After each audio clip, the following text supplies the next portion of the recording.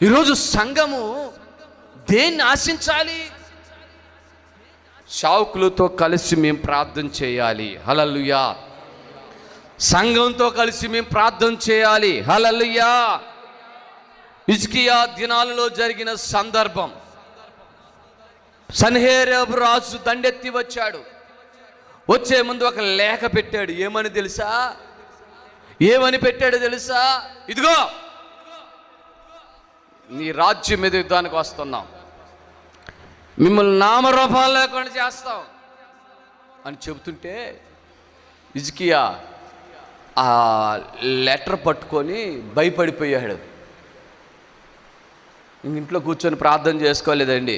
కొంతమంది నాకు కష్టం వచ్చినప్పుడు నేను ప్రార్థన చేసుకున్నా. నేను అనే పదము నీ జీవితంలో వాడినంత కాలం శ్రమలు నీకు విస్తరిస్తూనే ఉంటాయి.